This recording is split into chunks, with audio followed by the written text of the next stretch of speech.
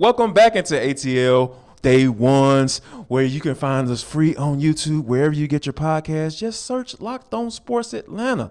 Like us, subscribe, and give us a review, a good one. 5 stars, preferably. So we appreciate you for rocking with us for the entire podcast, because we know you listen to the entire podcast, like you said, and we appreciate you for that. This is for the culture, and today, T, we're going to start off with the Inside the NBA. I think that is probably one of the best shows, entertainment shows. It's not just the NBA breakdown type situation. It is an entertainment show, and I think the value of it with the who they have on there and those guys and Kenny and Shaq and Ernie, and how he just is somehow able to control those guys and navigate through that show in a timely manner.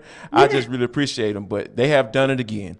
Now, Charles Barkley, we know he's never won a championship before, and but he's always quick to call some guys out about how they may be acting. And he didn't. In this particular time, he felt like Kevin Durant was kind of walking around with his chest out a little bit too much, and he said that the way Kevin Durant kind of carries himself, he acts as if he's the driver of a bus. Right. But in actuality, he's the passenger. He's the passenger, going along for the ride. And he kind of carries himself as if he's the driver. So in response to that, the people, producers and everybody who came up with this idea, which I thought was great, they ended the show by Ernie Johnson telling all the guys, rounded up all the guys, and of course they were trying to figure out what was going on.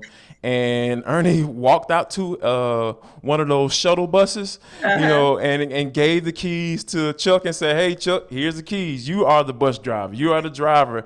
And I think Kenny it was so funny when Kenny, he had walked up, got on the bus. He was like, "Well, you ain't got no championship, so why you gonna drive the bus?"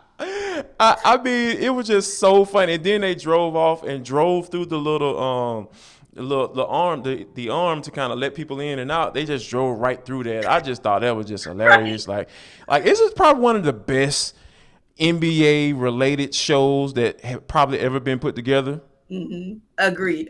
And here we talk about for the culture, and really our show overall being the intersection between sports and entertainment. They are one of the blueprints. They really are one of the blueprints. No doubt about it. See ourselves, and I believe really, and there are other entities and outlets as well, but this show really, really kind of broke the mold. Like they created the mold and then broke it, and then they just keep recreating and evolving. Whether it's Kenny and Charles, Kenny, Charles, and Shaq, or anybody else that they just bring to the table.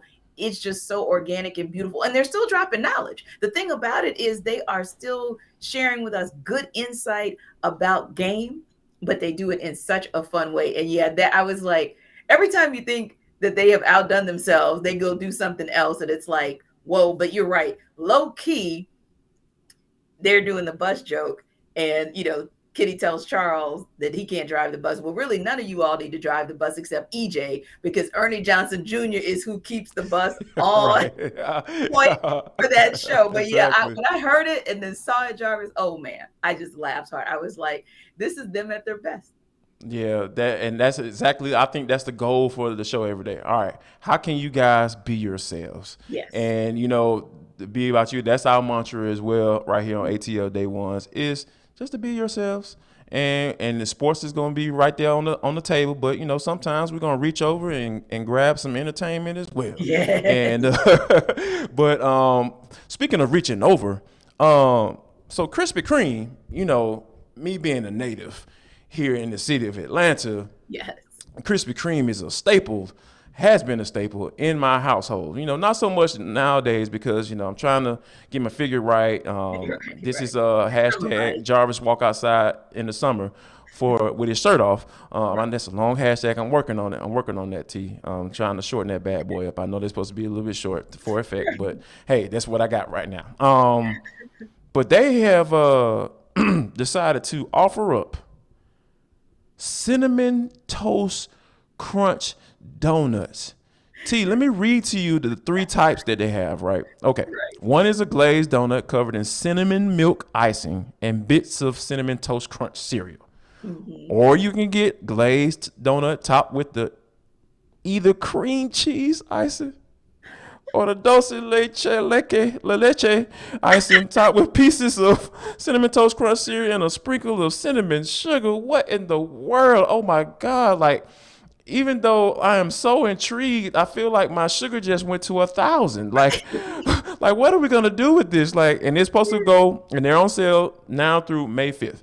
So you got about a good solid week or so to go out and check out those cinnamon toast crunch. Now let me tell you about cinnamon toast crunch. Okay. Cinnamon toast crunch is the devil, because like I have to buy that box and I have to tell my 6-year-old like, hey, we only gonna eat this on the weekends, and I haven't, you know what I'm saying? Because if I let her, she will go every day eating cinnamon toast crunch cereal because that's the cereal that her granddaddy gave her. So that's how she rolls. And when you think about it, T, like, why is Krispy Kreme doing this to us? Right. Because the donuts on their own are enough. Like I Right. feel like Yeah. with a glaze, I'm setting my cutting some years off my life. I mean, all I do is eat the glaze. I'm just saying I don't eat like Right. all the extras. But yeah, this I seems like feel you. I'm like that too. I'm the same way. I don't do it a cream filled and all that you stuff. know, Give me the glaze with the hot side, and I'm with the Gucci. hot side, yes. Yes.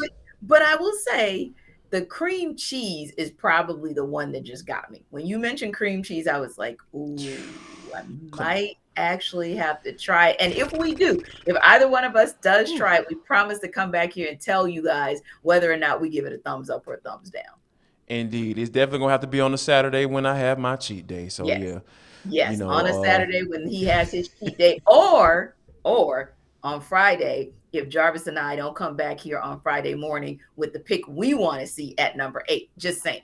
Like we might have to yes, have some commentary. But speaking of that, come back, join us tomorrow. We'll give you guys our final pick of the 6th round that we want to see in this entire mock draft for the Falcons. Of course, we're going to talk a little bit about Braves, hopefully reaction to another win, and we will talk a little bit more about the Hawks. There's still some layers to peel back on this postseason, this entire regular season, and even what's going to happen in the offseason. But hey, we appreciate you guys always joining us as your number one stop for all things sports Atlanta. But number 2 stop should be Hitting Hard with John Chuckery. Check him out as well. Good stuff there. If you know Chuck, he's straight, no chaser. So for Jarvis, I'm Tenitra. Thank you guys for rocking with us again, and we will see you tomorrow.